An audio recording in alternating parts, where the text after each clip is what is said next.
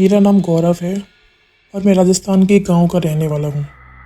मैं अपने पेरेंट्स के साथ दिल्ली शिफ्ट हो रहा था। मैंने एक अच्छी लोकेलिटी देख के घर भी किराए के लिए ढूंढ लिया था। कुछ दिन बाद हम सब सामान लेकर नए घर में शिफ्ट हो गए। अभी हम सामान लगा ही रहे थे कि माँ ने मुझे कहा, दुकान से कुछ सामान ले आओ बेटा। मैंने माँ से कहा कि ठीक है माँ, मैं अभी लेकर आता हूँ। ये कहकर मैं उठा और बाहर निकल गया। मैं इधर उधर देखते हुए दुकान ढूंढने लगा। मैंने किसी से पूछा कि मार्केट किधर है, तो उसने मुझे रास्ता बता दिया। अब मैं उसी रास्ते पर जा रहा था कि मेरी नज़र एक पुराने से घर पर पड़ी। उसे देखकर लग रहा था जैसे बहुत टाइम से वहाँ कोई नहीं रहता, क्योंकि घर के अंदर झाड़ियाँ उगी हुई थी और बहुत ज़्यादा धूल मिट्टी भी लगी थी। घर का कुछ सामान बाहर पड़ा हुआ था, कुछ कपड़े भी तार पर टंगे हुए थे और बर्तन ज़मीन पर बिखरे हुए थे, मानो कोई बहुत जल्दबाजी में घर छोड़कर गया हो और कभी वापस ना आया हो। मैं उस घर की तरफ ही देख रहा था कि मेरी नज़र गेट के पास बैठी एक बिल्ली पर पड़ी, मानो वो मुझे ही देख रही थी। मैं अब आगे निकल गया और दुकान पर पहुंच गया। मैंने सामान लिया और जब मैं वापस आ रहा था तो भी वो बिल्ली वहीं बैठी हुई थी और दूर से ही उसकी नज़र मुझ पर थी और वो मुझे ही देखती रही जब तक मैं उस घर के पास नहीं गया। मैंने इस बात पर ज़्यादा ध्यान नहीं दिया और वापस घर लौट आया। डिनर करने के बाद हम सब सो गए। अगला दिन बिल्कुल नॉर्मल था और सब कुछ बिल्कुल ठीक ठाक था। अब रात हो गई और हम सब ने डिनर किया। डिनर करने के बाद मैं टहलने के लिए बाहर आ गया। मेरी शुरू से ही आदत थी कि मैं खाना खाने के बाद थोड़ा घूमता ज़रूर हूँ।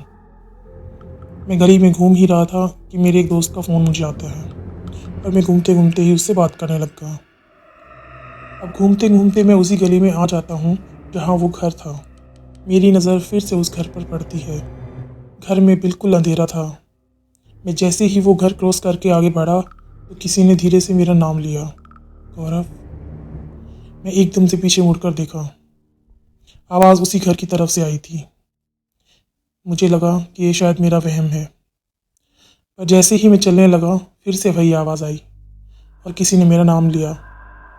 मैंने फिर से मुड़कर देखा। गली में कोई भी नहीं था।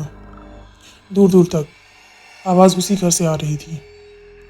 मैंने अपने दोस्त को बताया जिससे मैं फ़ोन पर बात कर रहा था। उसने कहा कि वो आवाज़ उसने भी सुनी थी। अब मैंने हिम्मत करके पूछा, कौन है, कौन बुला रहा है मुझे, लेकिन कोई जवाब नहीं आया। अब मैं थोड़ा डर गया था क्योंकि मैं यहाँ किसी को नहीं जानता था। तो मेरा नाम कौन जानता है जो मुझे बुला रहा है। मेरे दोस्त ने कहा कि भाई तुम वापस घर चले जाओ, मुझे कुछ ठीक नहीं लग रहा है।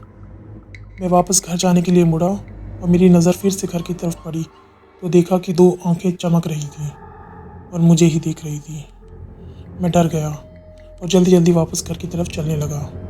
मैं बेड पर लेटा हुआ सोच रहा था कि जो कुछ हुआ क्या वो मेरा वहम था या सच में कुछ और।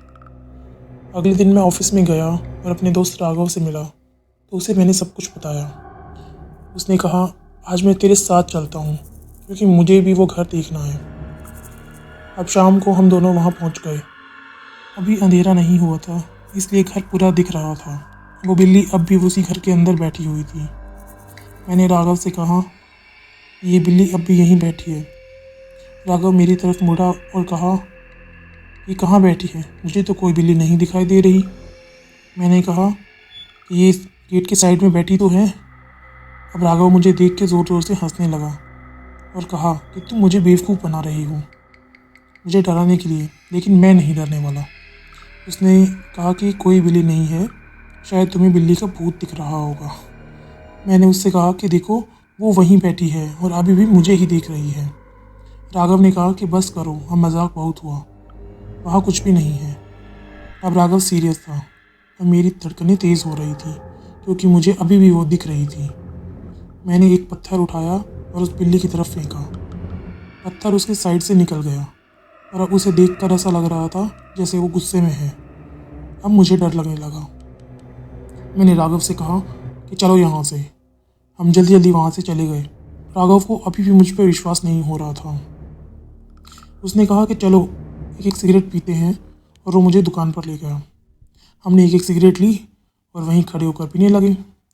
मैं अभी भी राघव को यकीन दिलाने की कोशिश कर रहा था कि वहाँ बिल्ली थी, पर वो मान ही नहीं रहा था। हमारी बातें वो दुकान वाला सुन रहा था। थोड़ी देर बाद उसने हमसे पूछा कि क्या आप उस पुराने घर के बारे में बात कर रहे हैं।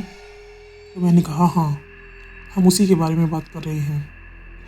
फिर वो दुकान वाला बताता है कि आप दोनों ही सही बोल रहे हो। आपने वहाँ जिस बिल्ली को देखा था वो असल में बिल्ली नहीं है, वो एक साया है जो उस घर में रहता है। वो हर किसी को दिखाई नहीं देता। असल करीब 10 साल पहले यहाँ एक परिवार रहता था। उस परिवार में एक लड़की थी जिसके साथ वो साया लग गया। घर में अजीब अजीब हरकतें होनी शुरू हो गई। अब लोग बहुत परेशान हो गए थे। टाइम के साथ उस साये ने अपना असर दिखाना शुरू कर दिया था। परेशान होकर घर वालों ने पूजा पाठ करवाया, लेकिन कोई फ़ायदा नहीं हुआ। दिन ब दिन उसकी ताकत बढ़ती जा रही थी। एक दिन उस साये ने उस लड़की को पागल कर दिया और उस लड़की ने अपने ही भाई को चाकू से मार डाला। घर वाले बड़ी मुश्किल से अपनी जान बचाकर वहाँ से भागे। उसी रात पुलिस को बुलाया गया और जो भी घर के अंदर गया वो ज़ख्मी होकर ही बाहर निकला। एक पुलिस वाले ने कहा कि मैं एक तांत्रिक को जानता हूँ जो इस साये को काबू में कर सकता है। उसने तांत्रिक बाबा को बुलाया। तांत्रिक ने एक पानी का लोटा लिया और एक पुड़िया में बंधी हुई कुछ राख उसमें मिलाई और पानी घर में छिड़कता हुआ अंदर गया। थोड़ी देर बाद वो बाहर आया तो उसने बताया कि घर पर एक प्रेत का साया है। अब वो इस घर से नहीं जाएगा, इसलिए आप लोगों को ये घर छोड़कर अब जाना पड़ेगा, नहीं तो वो सबको मार डालेगा। उस लड़की की माँ ने तांत्रिक बाबा से रोते हुए कहा कि मेरी बेटी को बचा लो, हम यहाँ से चले जाएंगे। तांत्रिक ने कुछ मंत्र पढ़े और वो पानी उस लड़की के ऊपर डाल दिया, जिसके बाद वो बेहोश होकर वहीं गिर गई। पुलिस वालों ने लड़की को उठाया और बाहर गाड़ी में ले गए। बाबा ने कहा कि मैंने जो पानी घर में डाला है उसके सूखने से पहले जो भी ज़रूरी सामान है वो ले लो और यहाँ से चले जाओ। इसके बाद वो लोग वहाँ से बाहर निकले और तांत्रिक बाबा ने एक मंत्र क्रिया से बनाए धागे को गेट पर बांध दिया, जिससे कि वो प्रेत घर से बाहर ना निकल सके। वो आज भी उस घर में बंद है। किसी किसी को अलग अलग जानवरों के रूप में दिखाई देता है, लेकिन ये कहकर वो दुकान वाला चुप हो गया।